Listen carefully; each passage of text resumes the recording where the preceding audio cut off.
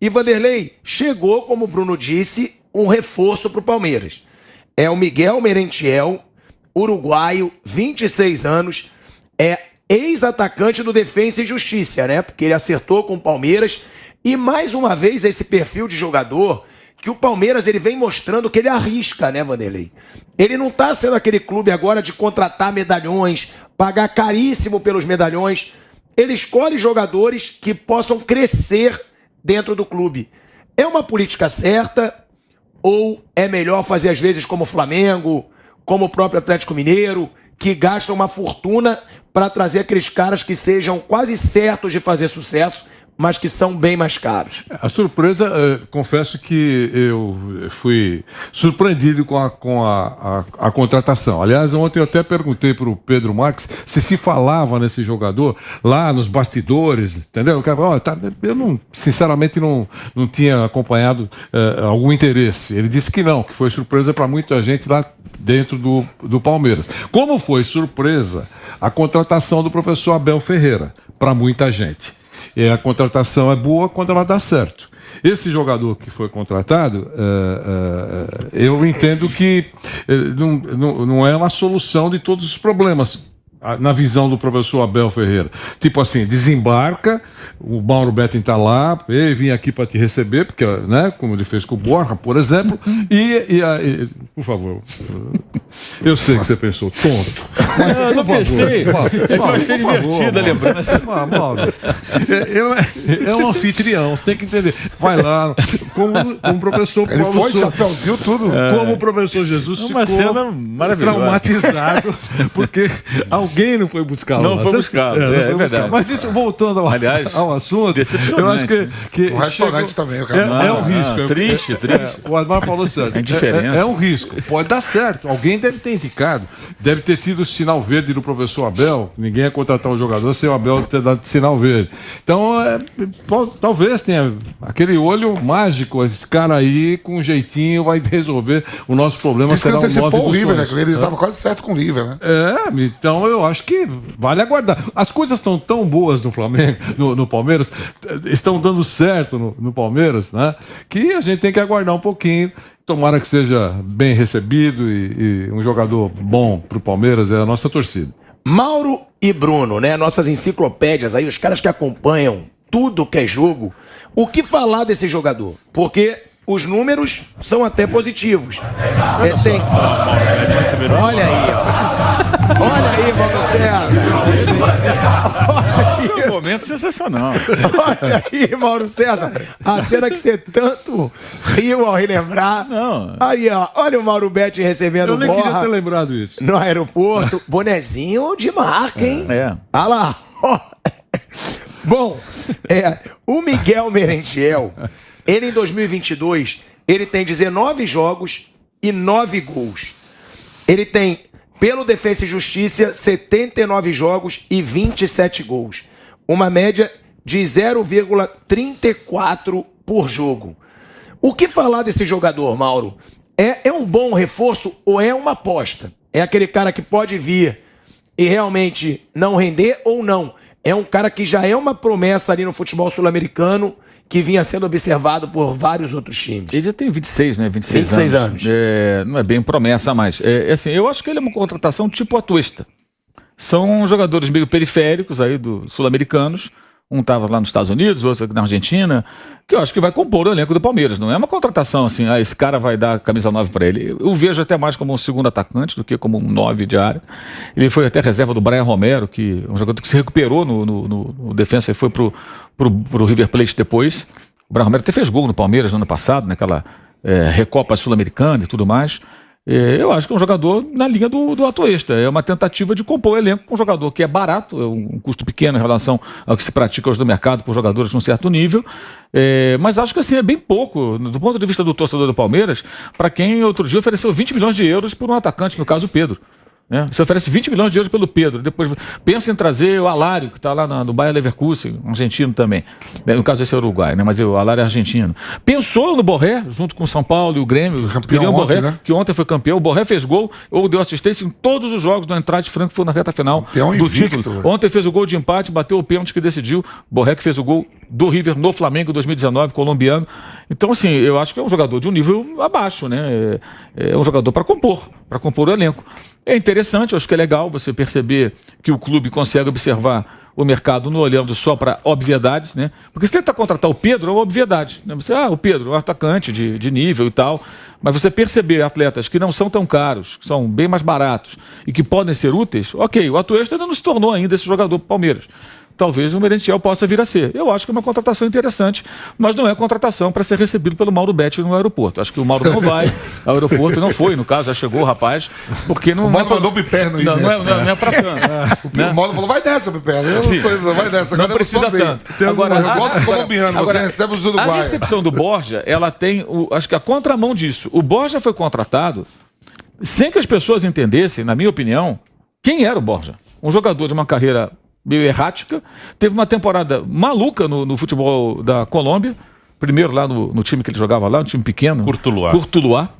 Aí ele vai para o Atlético Nacional durante a campanha do título da Libertadores, né? O Rueda de técnico e tudo mais. E aí deu tudo certo e tal. Mas ele é um jogador que... Caro, muito caro. O Palmeiras disputou com os chineses na época. Ela queriam levá-lo e tal. Casaram lá 10 milhões de dólares, mais 40 milhões, né? Mais um Foi adicional depois, né? É. Teve um adicional depois, um complemento, porque teve que comprar um percentual que ficou lá com os antigos detentores dos direitos do Borja. E o Borja, bem, ele era um finalizador, né? É um cara, não um jogador de muitos recursos. A gente agora sabe bem disso, que ele já rodou aqui pelo Brasil. Ele é um cara para empurrar a bola para dentro do gol. E ele custou, assim, preço de atacante de um outro nível. Se você for analisar um jogador com história no futebol da Colômbia e barato, esse foi o Machado, do Vasco, que não conseguiu mantê-lo, o Cano. O Cano chegou já veterano, mais de 30 anos, e é um jogador extremamente eficiente, né? É um cara de um toque na bola, mas que não é caro. E tanto que o Vasco, na crise que está, conseguiu contratar, e aí perdeu para o Fluminense, porque ele se valorizou aqui no Brasil, quis uma condição salarial que o Vasco não tinha como bancar, e aí ele foi para o Fluminense, e hoje ele está fazendo tantos gols no Fluminense, extremamente eficiente. Então pode ser que o Merentiel seja um jogador como o Cano. Talvez não tenha tantos gols, porque ele tem uma outra característica, mas pode ter uma participação importante de jogadas de gol, fazendo gol, dando assistência, e pode virar. Então eu acho legal esse tipo de... E isso aí é trabalho de núcleo de análise de desempenho, de técnico atento ao mercado. Não lembra muito sabe? Eu acho que é isso. O Barcos, vai dar quando certo veio história. também, o Barcos também, quando veio assim O Barcos também. já tinha uma fama, né? Já tinha uma fama mesmo, né? Jogou na Alemanha, jogou no futebol internacional. Então, assim, eu acho que é interessante. Só que não é uma contratação de impacto que faça o torcedor ir para o aeroporto. O Borja levou o pessoal ao aeroporto. Né? Então, Mauro Betti não vai para o aeroporto dessa vez. Precisa tanto. Isso, não né? precisa Pra quê? tanto. Eu acho que o aeroporto vai ter Piperno não foi almoçar com ele, O pessoal da eu convidei Infraero pra não almoçar, precisa ele não se foi, falou- preocupar, não vai acontecer Eu nada convivi o demais. Piperno pra almoçar comigo ontem, ele falou, não, eu tenho que ir lá receber Lá no aeroporto. Mas assim, pode ser que ele se torne, daqui a algum tempo, um jogador mais útil para o Palmeiras do que foi o Borja, que foi um jogador que não deu certo. Mas eu acho que o Borja foi aquela coisa, virou uma grife, né? E aí eu acho incrível como, não só o Palmeiras, os clubes aqui do Brasil, eles vão na obviedade muitas vezes e não conseguem perceber revelações. Luiz Dias, que estava no Júnior Barranquilla, o Flamengo tentou contratar em 2018, achou caro. Não era caro. Tanto era caro que ele foi pro Porto, do Porto foi pro Liverpool e pode ser amanhã... Tá deitando Ele joga muito. Não, ele pode ser o cara que vai decidir a Liga dos Campeões daqui a 9 dias. Os caras estavam falando assim, mano, o cara chegou outro dia, não fala nem inglês, já tá deitando e enrolando. O Luiz Dias jogava no Cantígio no Júnior O Rames Barranquilla. Rodrigues Não, o Mauro jogava num time pequeno lá no Envigado, né? Envigado. Depois foi jogar no Banfield, foi campeão com 17 anos na Argentina, no Banfield. Aí foi pro Porto. Ninguém sabia que existia o Rames Rodrigues, cara. Um jogador do nível desse jogando aqui do lado. Mas O Dybala jogava no Mauro Instituto bateu numa Dybala. tecla. Segunda divisão O Mauro argentina. tá batendo uma tecla perfeita, né? Porque ontem a gente falou aqui, eu usei até o termo garimpagem. Lembra? Falei assim, pô, o clube brasileiro não faz uma garimpagem no continente? Deve ter aí um meio-campista. falou isso ontem, professor. Falei, mas o Mauro tá perfeito.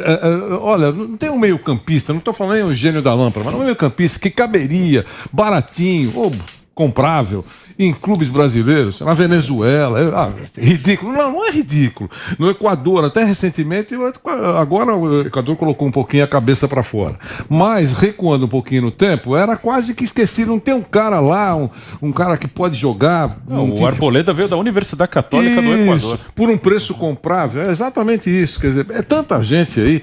Eu acho que falta isso. Um jogador que ficou gigante. Luiz Dias. Luiz Dias jogava com Cantígio. Jogava com Cantígio no Júnior. Aquele time que, quando o Atlético Paranaense ganhou a Sul-Americana, a final foi contra ele, estava Cantígio, estava Luiz Dias. Também. Teve um jogador que virou gigante no futebol mundial, foi o Suárez, que o Flamengo foi ver. O Suárez tem uma história que o Andrade foi Isso aí. E não gostou e tal, né? Se bem que assim, nessa época, quando o Suárez apareceu, não havia a quantidade de recursos que existem hoje. Hoje, se você chegar pro cara lá da análise de desempenho e falar assim, olha, eu quero que você faça uma seleção aqui na América do Sul, laterais direitos que apoiam bem, que tenham tal perfil, né? Com tal índice de cruzamentos certos, de passes, desarmes, etc. O cara vai lá e te seleciona os nomes, te mostra as imagens, você vê os lances, você consegue. Hoje é muito mais fácil esse trabalho de garimpagem, que o Vanderlei citou, é muito mais fácil. A questão é ter um núcleo eficiente de observadores e um técnico também que seja antenado, que saque esse tipo de coisa. Ou ele conhece o jogador... a unidade, tudo junto, né? Ou é que ele conhece o jogador, ou que alguém ofereça, ele fala, peraí, não... Na época do Suárez, é aquela coisa muito assim, o cara vai lá ver um jogo, aí o cara come a bola, de repente não joga nada, aquele dia tudo deu certo, aí contrata. Ou então o contrário, o cara joga muito bem, naquele dia as coisas não deram certo. É por um jogo que você vai avaliar um jogador...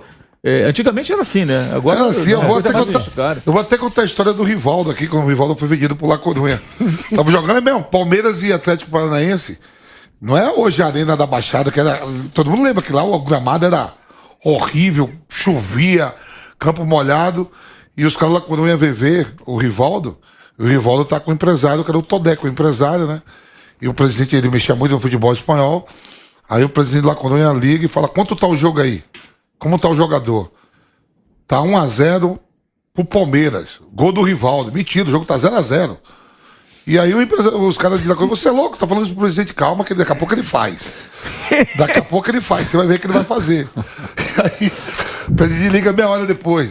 Quanto tá o jogo? Ele falou 2-0. Rivaldo acabou de fazer o segundo. E os caras lá Coruña, que o presidente mandou, você tá louco? Não, presidente, acabou de anulou. Não fez ainda não. O Rivaldo só escorregava no primeiro tempo. Essa história é verídica. O cara desce no vestiário, tinha um acesso, né, na época, vamos lá. Falou: velho, você tem que jogar melhor aí, que os caras vêm pra te comprar. E no segundo tempo o Rivaldo não fez o gol.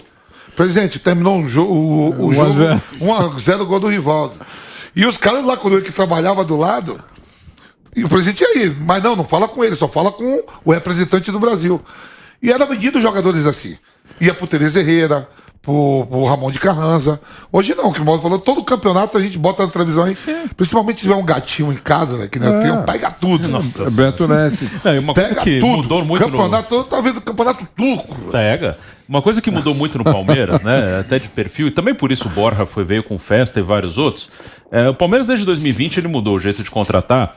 Aí tem a ver com a mudança do diretor de futebol. E cada um tem o seu estilo. O Alexandre Matos ajudou o Palmeiras em vários momentos, mas ele tinha um estilo mais midiático, né? As contratações que ele fazia eram assim, mais exaltadas, assim, o Alexandre Mitos, aquela palhaçada toda que a torcida fazia lá, né? Enfim, ficar exaltando o cara porque ele faz o trabalho dele, mas enfim, faziam isso.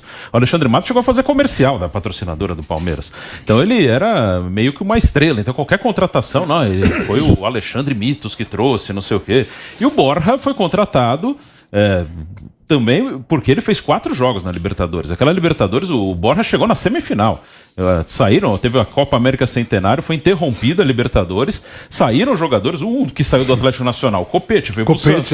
Aí veio o Borja para substituir alguns que saíram. Não, e o cara não era nem Copete, não, Borja, o outro que veio pro Palmeiras. O Guerra. Esse que é do cara, né? O Berrio no Flamengo. Vários saíram ali. Santos, vários, nenhum deles decolou, né? Não. E o Marlos Moreno também era daquele time. Então era muito midiático. Hoje o Palmeiras não trabalha dessa maneira. As contratações do Palmeiras são mais discretas, até também pelo perfil do Anderson Barros. Eu não estou nem dizendo qual que é melhor, qual que é pior, mas antes era tudo muito midiático, né? As contratações do Palmeiras eram muito 4 exaltadas. jogos, 40 milhões. E só deixando claro, né, como o Mauro falou, né, que é você investir menos e arriscar num jogador. Sim. Ele custou $1,5 milhão. É. Isso hoje é nada. Se você for ver, ofereceram 20 milhões de euros pro Pedro. É. Ele custou $1,5 milhão, cerca de 7 milhões e 400 mil reais, numa cotação aí. Jogou contra o Palmeiras ano passado, Atual. pela defesa. No banco, eu tava vendo as escalações aqui, ele tava nos jogos que pegou o Palmeiras, ele veio do banco e entrou. Ele não era titular, não. Tava o Brian Romero, como o Mauro falou, tava o Walter Boll também. Aí ele veio do banco, mas ele enfrentou o Palmeiras ano passado também.